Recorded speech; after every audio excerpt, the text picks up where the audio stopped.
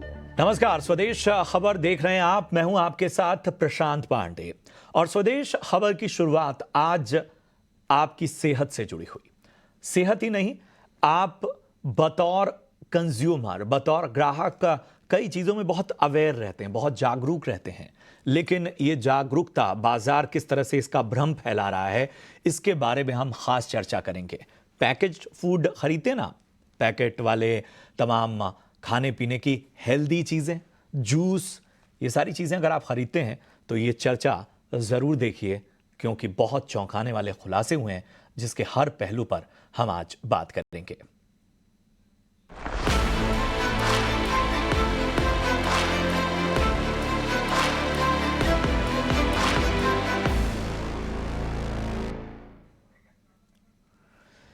जी हां, अंदर कुछ और बाहर कुछ और।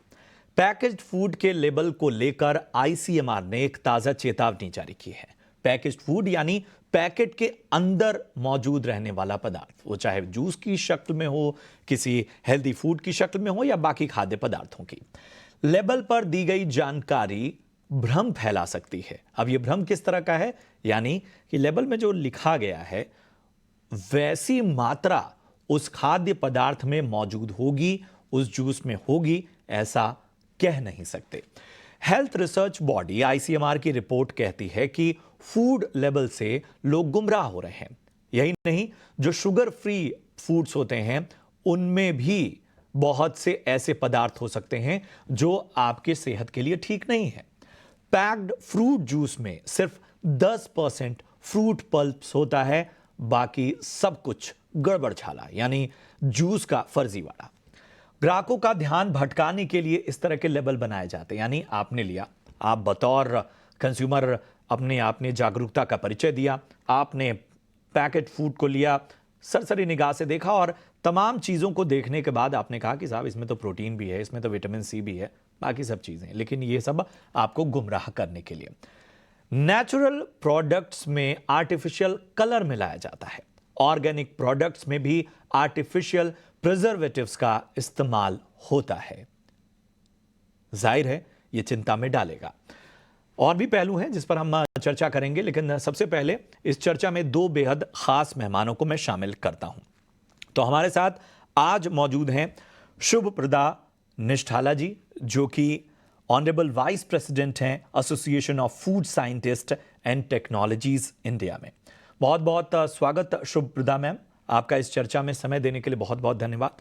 और हमारे साथ जानी मानी न्यूट्रिशनिस्ट और फिटनेस एक्सपर्ट दीक्षा छाबड़ा जी भी इस चर्चा में जुड़ रही हैं। शुभप्रदा मैम, सबसे पहले मैं आपके पास आना चाहूंगा। जैसा मैंने कहा कि मैं एक बहुत ही जागरूक कंज्यूमर हूं। मैं किसी शॉप पे गया, किसी मेडिकल स्टोर पे गया, हेल्दी फ्रूट जूस लिया, उसके तमाम न्यूट्रिशनिस्ट जो इंग्रेडिएंट्स थे वो चेक किए, मैंने पाया कि ठीक है ये मेरी सेहत के लिए बेहतर है। लेकिन आईसीएमआर की स्टडी कह रही है कि ये तो भ्रम है। आपकी पहली प्रतिक्रिया? सर, थैंक यू कि आपने बुलाया हमें। आईसीएमआर की स्टडी सर ये नहीं कह रही कि जो लेबल पे लिखा है वो गलत चीजें लिखी है। ये बहुत ही कम परसेंटेज ऑफ लेबल्स में आपको मिलेगा कि रॉन्ग या गलत इंफॉर्मेशन उन्होंने दी है। आईसीएमआर की चेतावनी इनफैक्ट ये है, जो आपने अभी खुद कहा कि आप एक जागरूक ग्राहक हो। बस यही चीज आईसीएमआर ने कहा है कि जागरूक रहिए। बस अगर लेबल पे आपको दिखता है कि हाई प्रोटीन, तो आप ये भी देखिए कि फैट कितना है, शुगर कितना है। सिर्फ फ्रंट ऑफ पैक पे जो लिखा है उस चीज पर आप ना अपने डिसीजंस को बेस करते हुए बैक ऑफ पैक के डिटेल्स भी देखिए। जो हमारे रेगुलेशंस है, चाहे वो एफएसएसएआई, मिनिस्ट्री ऑफ हेल्थ के हो या मिनिस्ट्री ऑफ कंज्यूमर अफेयर्स के हो, लेबल को बहुत ही स्ट्रिक्ट तरीके से रेगुलेट करते हैं। हालांकि पैकेज फूड इंडस्ट्री है ही बहुत छोटा। पूरा फूड इंडस्ट्री $3 बिलियन का है, ये तो उसका 20% भी नहीं होता। बट जो है पैकेज फूड इंडस्ट्री, इस पर रेगुलेशन और एनफोर्समेंट दोनों भी काफी हाई लेवल ऑफ कॉन्फिडेंस तक होते हैं। आईसीएमआर की भाषा जब आप पूरे डिटेल में पढ़ते हैं, इट टॉक्स अबाउट कॉशन की पूरा लेबल पढ़िए। And I think that is a very very good call out हम सब ग्राहकों को। ये बहुत जरूरी है ये पहचानने के लिए कि लेबल पे बहुत सारा इंफॉर्मेशन होता है और ये हमें पूरे इत्मीनान से पढ़ना चाहिए बिफोर डिसाइडिंग ऑन। लेकिन एक चीज जो मेरी चिंता बढ़ाती है वो ये है कि क्यों इस तरह की चेतावनी बार बार जारी करनी पड़ रही है? क्या वाकई इसकी आड़ में कुछ ना कुछ ऐसी प्रैक्टिसेस हो रही हैं? हम तमाम चीज़ों की बात नहीं करते, लेकिन पिछले दिनों हमने कई खाद्य पदार्थों में इस तरह के चैलेंजेस सामने आए। कई जगह हमने प्रतिबंध भी देखे, कई जगह हमारे तमाम रेगुलेटर्स ने भी सवाल उठाए। तो क्या ये इस तरह की प्रैक्टिसेस हो रही हैं जिसके प्रति जो ग्राहक है उसे बहुत ज्यादा जागरूक रहने की आवश्यकता है? ग्राहक को तो जागरूक रहना ही है। It is our health, our life, we need to take care. लेकिन आप दो चीजों के बारे में अभी बात कर रहे हो। पहला वाला जो मुद्दा था वो लेबल पे क्या है, पैकेज पे क्या लिखा जाए। इस चीज को देख के रॉन्ग प्रैक्टिस बहुत कम होता है, होता जरूर है, लेकिन आप भी ये रिकॉग्नाइज करेंगे कि बहुत से पैकेज फूड कंपनीज बड़े कंपनियां हैं जो नहीं चाहेंगे कि अपने ब्रांड इमेज को वो अफेक्ट करे किसी भी रॉन्ग प्रैक्टिस के। तो पैकेज फूड पे 100% रॉन्ग इंफॉर्मेशन कम होता है। जो ईटीओ वाला केस था, जो स्पाइसेस का भी काफी हमने न्यूज में देखा कि दूसरे किसी कंट्री ने इंडियन स्पाइसेस को रिजेक्ट किया, that is a separate issue, that is a safety issue, that is an adulteration issue. बिल्कुल इस पर काम होता रहा है, होता रहेगा, but there is space to improve, certainly there is space to. मैं कुछ और पहलुओं के साथ आपके पास लौटूंगा। दीक्षा, मैं आपके पास आना चाहता हूं। पैकेज्ड फूड, प्रिजर्वेटिव्स, इन सब को लेकर कंसर्न्स उठते रहे हैं। इन सब के बीच में ये भी बात सही है कि तमाम बड़ी कंपनियां अपने तमाम एलिमेंट्स और बाकी चीज़ों के बारे में बताती हैं, लोग कंज्यूम भी करते हैं। लेकिन क्या एक भारतीय जो बहुत वक्त तक कह सकते हैं उसके किचन में पैकेज्ड फूड होता ही नहीं था, अब उसके किचन में बहुत ज़्यादा उसका दखल बढ़ता जा रहा है, क्या ये हमारे लिए एक चैलेंज बनता जा रहा है? और क्या इसका फ़ायदा जो है वो कई बार जो इस पैकेज फूड की आड़ में लोग उठा रहे हैं जिसकी वजह से हमें नुकसान हो रहा है?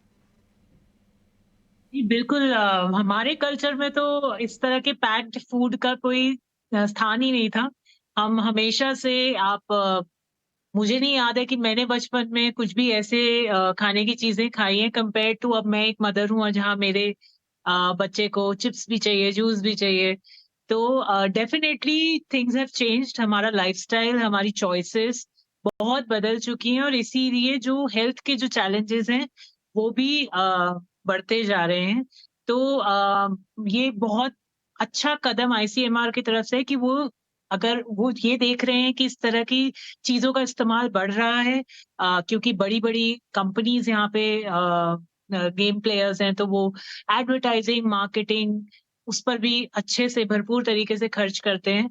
तो इस तरह की अवेयरनेस लाना बहुत ज़रूरी है ताकि कंज़्यूमर को ये समझ में आए कि क्या आपके पास ऑलरेडी गिफ्टेड है। हमारी जो फूड प्रैक्टिसेज़ हैं वो it is a gift from our generations कि आप एक तरह से हर स्नैक्स से लेकर मेन फूड मील्स को और या जूसेस या शरबत इन चीज़ों में हम घर से ही बना के ये चीज़ों को लोगों को अपने परिवार वालों को सर्व करते थे। बट अब क्योंकि वो बदल गया है तो ये अवेयरनेस लाना भी बहुत ज़रूरी है कि जब आप वो एक चॉइस बनाते हैं जहाँ पर आप बाहर से उन चीज़ों को प्रोक्योर करके अपने प्रियजनों को खिला रहे हैं या पिला रहे हैं तो कितना क्या होना चाहिए और इसे बिल्कुल ही पढ़कर, जाँच-परख कर अपने घर में, अपने किचन में वो जगह देनी चाहिए। बट येस, आपके क्वेश्चन का आंसर बिल्कुल सही है कि ये समय बदल रहा है और इसीलिए अ, हेल्थ इश्यूज़ और कंसर्न्स काफ़ी हद तक भी पहले से ज़्यादा दिखने में आ रहे हैं। काफ़ी कम ऐज में लोगों को इस तरह के इश्यूज़ आ रहे हैं। चाहे आप लाइफ़स्टाइल हेल्थ इश्यूज़ कह लें, आप ओबेसिटी, डायबिटीज़, हाइपरटेंशन ये सब कहीं न कहीं हमारे खाने-पीने से रिलेटेड है। तो ज़ाहिर-सी बात है कि पैकेज्ड फूड भले ही छोटी इंडस्ट्री है बट क्योंकि अब लोगों का लाइफस्टाइल उतना बिजी हो चुका है, हम बहुत ज़्यादा टाइम नहीं इन्वेस्ट कर सकते प्रोक्योर करने में, तो हम बाहर से लाना पसंद करते हैं और इसका असर ज़रूर पड़ता जा रहा है। ठीक है, मैं थोड़ा इसको और विस्तार से आपसे समझना चाहूँगा कि आखिर हमें किन खतरों की ओर ये तमाम जो है प्रिजर्वेटिव्स या पैकेज्ड फूड ले जा रहे हैं। हमने जो अपने किचन्स में इनका पूरा दखल बढ़ा दिया है, ज़ाहिर है अपनी सहूलियत के लिए। इसको हम अगर हम वेस्टर्न कंट्रीज से इसकी तुलना करें तो क्यों ज़्यादा ख़तरा हम पर बढ़ रहा है? क्या स्टैंडर्ड बदले जा रहे हैं? क्योंकि पिछले दिनों जिस तरह से मैंने जिक्र किया, मसालों को लेकर ये बात सामने आई थी, बेबी फूड प्रोडक्ट्स को लेकर भी सामने आई थी। सुप्रदा मैम, मैं एक चीज़ मैं समझना चाहता हूँ, क्योंकि जो ICMR की रिपोर्ट कहती है कि साफ तौर पर ये देखा जा रहा है कि ठीक है, हम बड़ी कंपनियां और बाकी बड़े प्रोडक्ट्स की बात नहीं कर रहे हैं। आपने जैसा कहा कि काफ़ी हद तक वो तय करते हैं कि वो जो जानकारी दे रहे हैं वो सही हो, लेकिन इसके बावजूद ऑर्गेनिक फूड के नाम पे भी कलर का इस्तेमाल, प्रिजर्वेटिव्स का इस्तेमाल, जूस में जो बात इस रिपोर्ट में कही भी गई है कि जूस में सिर्फ 10% फ्रूट पल्प होता है, ये जानकर कंज्यूम करना एक तो ये बहुत बड़ी बात है। शायद ये हमारी आदत में आ गई है, हम शायद सहूलियत की ओर ज़्यादा देख रहे हैं, हमारे लिए आसान है उस चीज़ को कंज्यूम करना। जूस नाम आ रहा है तो हम उसको एक हेल्थ डाइट की तौर पे देख रहे हैं, इसलिए हम उसका इस्तेमाल भी बढ़ा रहे हैं। लेकिन क्या लगता है कि अब रेगुलेटर्स की जिम्मेदारी और ज़्यादा बढ़ने वाली है? क्या अब और ज़्यादा हमें अपने नियमों को, अपने स्टैंडर्ड्स को थोड़ा और टाइटन करना होगा? जो हमारे रेगुलेशन बने हैं भारत के, from a standard perspective, quality perspective और सेफ्टी पर्सपेक्टिव, ये दुनिया के बेस्ट रेगुलेशंस में हम गिन सकते हैं। बहुत डिटेल्ड और बहुत ही सेंसिबल हमारे स्टैंडर्ड्स और रेगुलेशंस बने हैं। अगर चैलेंज है तो वो इसके एनफोर्समेंट में है। हमारा देश बहुत बड़ा है, बहुत कॉम्प्लिकेटेड है, बहुत वैरायटी ऑफ फूड्स है। हमारे पास सिर्फ 50 या 100 फूड आइटम नहीं है, बहुत से हमारे फूड आइटम हैं। तो एनफोर्समेंट में जरूर एक चैलेंज रहा है। और FSSAI एज एन अथॉरिटी बहुत यंग अथॉरिटी है। As a government body it is barely 15 years old. It's not even 15 years old. तो ये वक्त तो लगेगा और efforts are on in this. But जब आप जूस की बात करते हो तो जूस में I think I would like to explain कि मिनिमम 10% फ्रूट होने पर ही उसे वो जूस कह सकते हैं, ये रिक्वायरमेंट।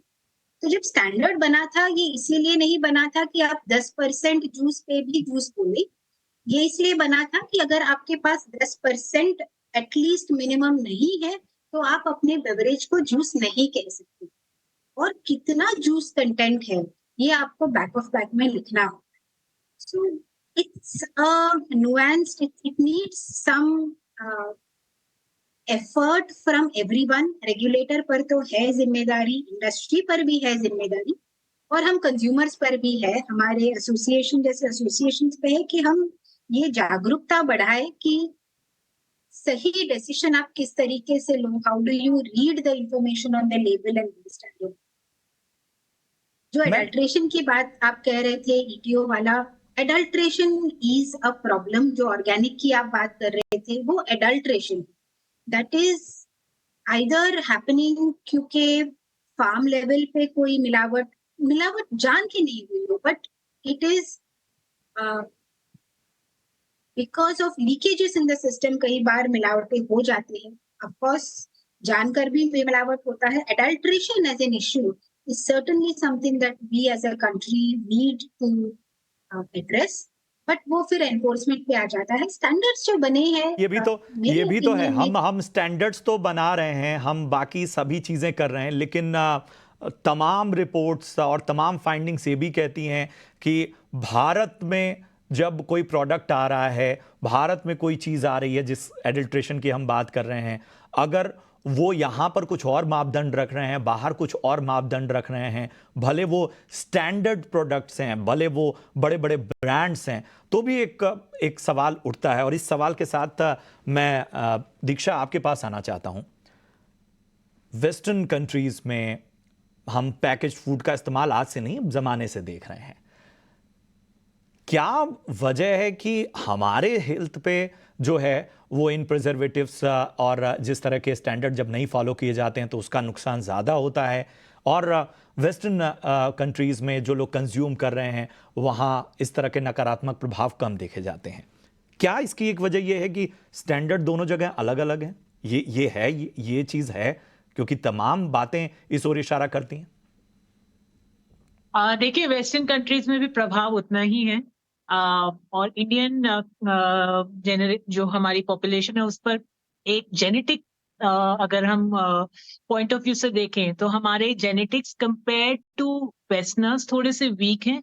इस पे हम काफी हद तक हमारे जो कंट्री में इन्वेजन हुआ है, जो हमारी जीन्स के साथ मिलावट हुई है over the period of time, उसकी वजह से कुछ चीजों में हम ज्यादा प्रोन है, लाइफस्टाइल डिसऑर्डर्स में। अगर हम इस पहलू से उसको देखें कि क्यों हमें इसका ज्यादा इफेक्ट आ रहा है पैकेज फूड का।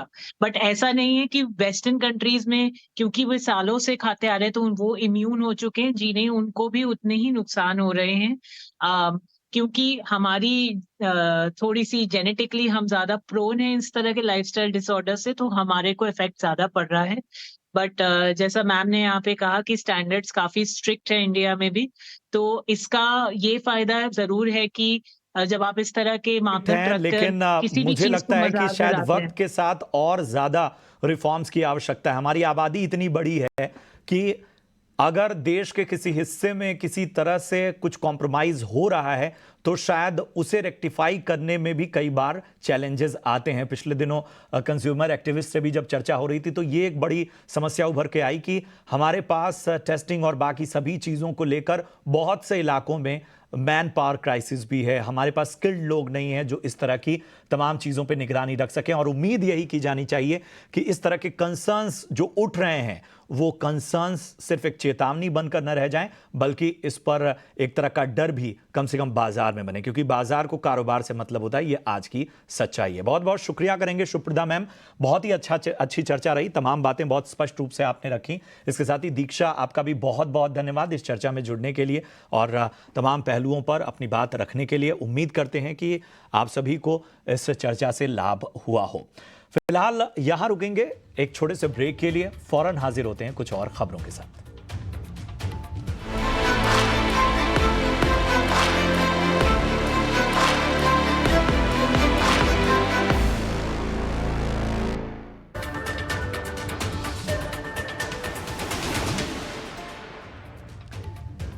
स्वागत है आपका। ब्रेक के बाद बाजार में लगातार दूसरे दिन तेजी नजर आई। निफ्टी करीब 113 अंक चढ़कर 22,200 के पार बंद हुआ। फार्मा और एफएमसीजी को छोड़ दें तो ज्यादातर सेक्टर्स में हरे निशान में कारोबार हुआ। अशेषा हमारी सहयोगी बनी हुई है हमारे साथ। अशेषा, बताएं मार्केट में किस तरह का एक्शन दिखा?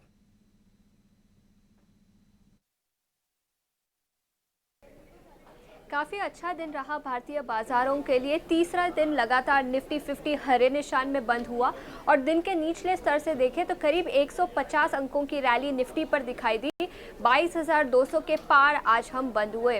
स्टॉक स्पेसिफिक और सेक्टर स्पेसिफिक मूव्स की भी बात करेंगे। ब्रॉडर मार्केट्स में काफ़ी एक्शन था। निफ्टी स्मॉल कैप इंडेक्स 2% की तेज़ी के साथ बंद हुआ और मिड कैप इंडेक्स में भी 1% से ज़्यादा की तेज़ी आज के ट्रेडिंग सेशन में दिखाई दी। डिफेंस स्टॉक्स में काफ़ी एक्शन था। कोचिन शिपयार्ड जिसको नए ऑर्डर्स मिले यूरोपियन क्लाइंट से, उसमें करीब 12 से 13% की तेज़ी दिखाई दी। और कोचिन शिपयार्ड ही नहीं, बाकी कुछ डिफेंस स्टॉक्स भी आज फोकस में थे। Garden reach ship builders, Mazagon dock जैसे कुछ स्टॉक्स थे जो 8 से 10% की तेज़ी के साथ आज बंद हुए। इसके अलावा निफ्टी 50 के टॉप गेनर्स की बात करें तो अदानी की कुछ कंपनीज थी। अदानी एंटरप्राइजेस में काफ़ी तेज़ी थी। M&M और हीरो मोटोकॉर्प में भी आज काफ़ी तेज़ी दिखाई दी। FMCG की बात करें तो यहाँ पर थोड़ी सी कमज़ोरी थी। यूनाइटेड ब्रूअरीज, GCPL और कोलगेट टॉप लूजर्स थे निफ्टी 50 इंडेक्स से। इसके अलावा मेटल स्टॉक्स की बात करते हैं, यहाँ पर काफ़ी एक्शन था। निफ्टी मेटल इंडेक्स सबसे बड़ा सेक्टोरल गेनर था आज के ट्रेडिंग सेशन में। करीब 3% की तेज़ी निफ्टी मेटल इंडेक्स पर दिखाई दी। इसके अलावा मेटल्स में कुछ स्टॉक स्पेसिफिक न्यूज़ की बात करें तो जिंदाल स्टेनलेस, JSPL, नैल्को, सेल सभी में आज अच्छी तेज़ी दिखाई दी। ऑटोज़ कल गिरावट थी, लेकिन आज ऑटोज़ में वो गिरावट रिवर्स होती हुई नजर आई। M&M, hero MotoCorp, TVS Motors, Bosch कुछ टॉप गेनर्स थे निफ्टी ऑटो इंडेक्स से। इसके अलावा ऑयल एंड गैस स्टॉक्स में भी आज काफ़ी एक्शन था। अदानी टोटल गैस, गेल, गुजरात गैस, सभी स्टॉक्स में करीब 2 से 5% की तेज़ी दिखाई दी। ऑल इन ऑल काफ़ी अच्छा दिन था। तीसरे दिन लगातार भारतीय बाजार हरे निशान में बंद हुए और कई सारे सेक्टर स्पेसिफिक ट्रेड्स थे। मेटल्स, ऑटोज़ में भी आज काफ़ी अच्छा एक्शन दिखाई दिया। शुक्रिया आशीषा इस अहम अपडेट के लिए। और चलिए बढ़ते हैं आगे अपने खास सेगमेंट की ओर, और ये है 5 का पंच। शरद बताएं, एक्शन कहां रहा?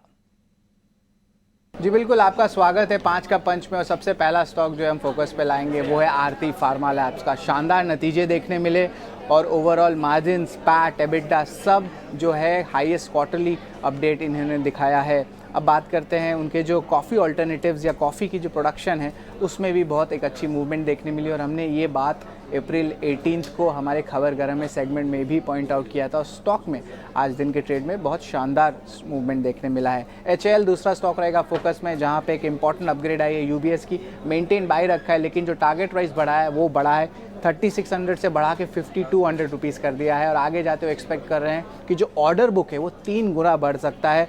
और इसके अलावा जो है अब याद रखिए 25% रेवेन्यू ग्रोथ जो है पाइपलाइन का एक्सपेक्टेशंस है। तो HAL आज दिन के ट्रेड में ऑल टाइम हाई लेवल्स भी टच किया था। तीसरा स्टॉक फोकस में रहने वाला है ग्रुप ऑफ स्टॉक्स, वो है अदानी ग्रुप ऑफ स्टॉक्स। बहुत दिन के सेलिंग प्रेशर या कंसोलिडेशन के बाद जो है हमने देखा अदानी ग्रुप स्टॉक्स जैसे कि Adani enterprises, Adani power, Adani ports में जो एक अच्छी बाइंग देखने मिली। जो रेंज है वो लगभग 2 से लेकर 6% तक देखने मिला है।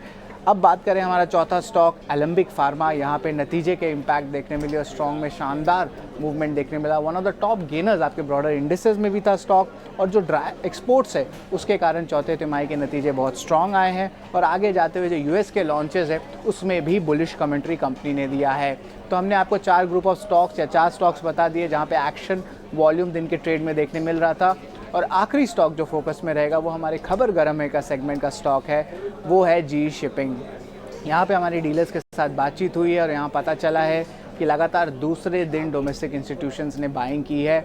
और कल के सेशन में जो है याद रखिए घिसालो मास्टर फंड ने 20 लाख शेयर्स की जो एक्विजिशन की थी। और आज भी जो है 20 लाख शेयर्स एक्सचेंज हैंड्स हुए हैं। बायर सेलर पता नहीं है, बट ऑलमोस्ट 1.4% इक्विटी शेयर्स जो एक्सचेंज हैंड्स हुए हैं।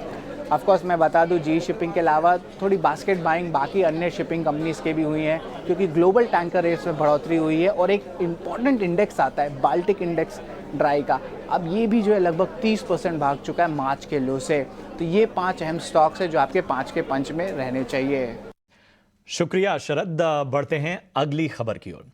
फिक्स्ड डिपॉजिट की बजाय SIPs की तरफ बढ़ा है भारतीय निवेशकों का रुझान। वित्त मंत्री निर्मला सीतारमण ने यह बात BSE के कार्यक्रम में कही। साथ ही उन्होंने यह भी कहा कि वायदा में यानी फ्यूचर एंड ऑप्शंस में रिटेल ट्रेडर्स की भागीदारी पर नजर रखना बाजार की स्थिरता के लिए जरूरी है। It is at 16,600 crores Indian savings moving from fixed deposits to come into mutual funds and SIPs. Persistent flow of domestic savings towards the stock market has actually played one very important role. They have become now the counterbalancing force when FPIs come and go.